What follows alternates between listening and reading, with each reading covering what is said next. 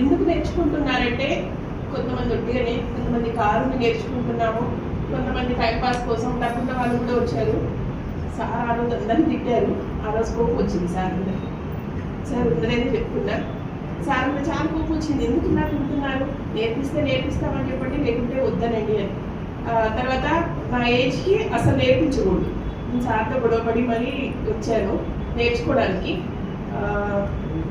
నేర్చుకుంటుంటే నాకు అర్థమైంది వీళ్ళు ఎందుకు నేర్పిస్తున్నారంటే, చాలా మంది ఉపాధి లేక చాలా మంది ఉన్నారు. ఎగ్జాంపుల్ డిగ్రీ చేసిన వాళ్ళు ఉన్నారు, ఇక్కడ బిఎడ్ చేసిన అమ్మాయి ఉంది, అయినా జాబ్స్ లేవు. సో మీరందరూ ఎవరైతే ఇక్కడ ఉన్న పిల్లలు ఉన్నారో మీరందరూ కరెక్ట్గా ఏ వర్క్ ఉందో ఆ వర్క్ కరెక్ట్గా నేర్చుకొని మీరు చేసుకుంటే సెల్ఫ్ ఎంప్లాయ్మెంట్గా మీకు పనికి వస్తుంది. మేడమ్స్ చాలా మంది ఉంటారు, డాక్టర్స్ ఉంటారు, లాయర్స్ ఉంటారు.